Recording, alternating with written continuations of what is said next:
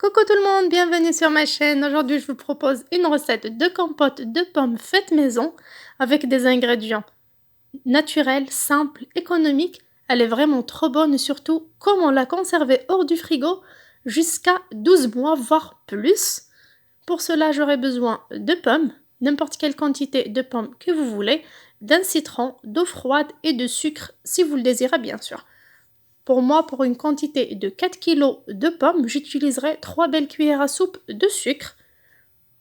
Et si vous voulez, vous pouvez remplacer le sucre par 2 bonnes poires, des poires William, des poivres sucrés, surtout pour les bébés, afin d'éviter le sucre. D'abord, je mets l'eau dans un saladier, de l'eau froide.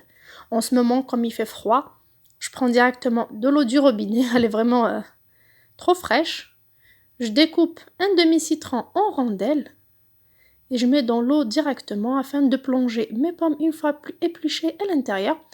Le rôle du citron est d'éviter que mes pommes noircissent le temps que je finisse l'épluchage et la préparation des pommes. Là, je découpe toutes mes pommes par 4, je vide et j'épluche, comme vous pouvez tout simplement utiliser un vide-pomme et les éplucher avec un couteau économe, chacun sa façon. Cette compote se conserve dans des pots en verre, forcément en verre, on ne peut pas la conserver dans du plastique. Si vous la mettez dans des pots en plastique, il faut la mettre au frigo, elle ne dépassera pas une semaine. Par contre, si vous mettez dans des pots déjà lavés, déjà stérilisés en verre, croyez-moi, ça peut dépasser les 12 mois facilement. Pour moi, mon premier test, j'ai gardé la compote de pommes pendant 2 ans. Et croyez-moi, elle était vraiment intacte et je l'ai préparée sans sucre, uniquement avec un mélange de pommes et de poires. Mais aujourd'hui, comme j'ai pas de poires et j'ai beaucoup de pommes vertes qui sont légèrement acides, j'utilise un petit peu de sucre, ce qui reste une question de goût. Ça ne nuit pas sur le système de conservation, bien au contraire. C'est juste pour apporter un petit peu de goût sucré à mes pommes vertes. Là, je continue à éplucher toutes ces pommes. Je vous ai dit, je vais faire 4 kg de pommes. Une fois toute la quantité épluchée, je vais la passer sous le robinet à l'eau froide. Vraiment rincer le tout. La rincer des impuretés. Et en même temps, la rincer de l'eau déjà citronnée. Et je mets dans un grand faitout ou une cocotte, ce que vous voulez. L'essentiel, cette compote doit être cuite à découvert. Voilà tous les déchets que j'ai eu de mes 4 kg de pommes. Vous pouvez les utiliser comme des engrais naturels pour le potager. Là, je prends directement mes 3 cuillères à soupe de sucre pour toute cette quantité de pommes. Vous voyez, c'est vraiment très peu par rapport à la quantité de sucre qu'on retrouve dans les compotes du commerce. C'est vraiment très très économique et surtout c'est plus bon et c'est sain, surtout pour les petits.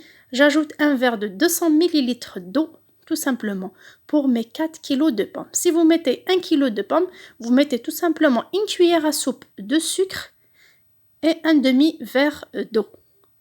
Le verre d'eau, c'est juste, ça permet à la pomme de ne pas coller les toutes premières minutes quand la pomme commence à chauffer. Ça évite de ne pas coller, c'est tout. Sinon, c'est la compote qui va dégager, c'est la pomme qui va dégager son eau. Quand vous voyez, ça commence à bouillir.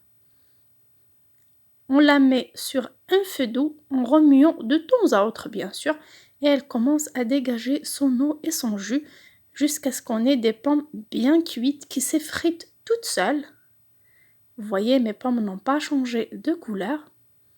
Elles ont juste commencé à être fondantes et à dégager leur jus. Vous voyez, à ce stade-là, à force, je mélange à la spatule. Ce processus m'a pris environ 10 minutes. Quand vous voyez, la compote commence à se former déjà. Directement, je prépare mes bocaux que j'ai déjà bien lavés et gardés dans un carton fermé à chaque fois que je lave mes pots de confiture, de compote, de sauce tomate et tout. Et je garde dans un carton, dans une boîte fermée ou dans un placard.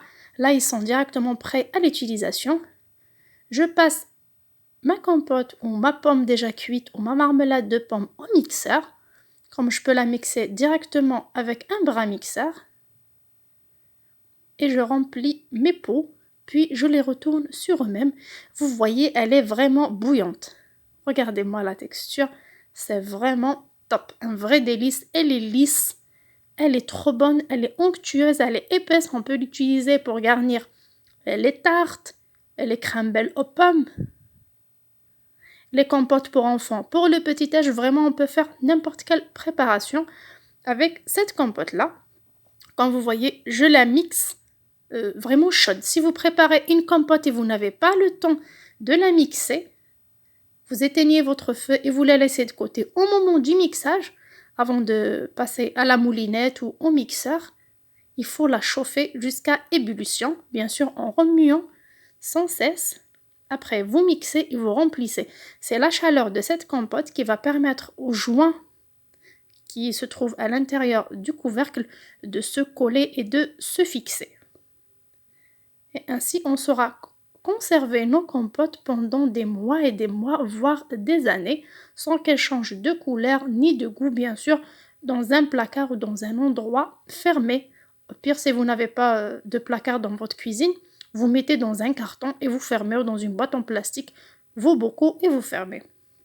Là, je retourne mes pots et je continue à mixer ma compote et remplir mes pots de la même façon.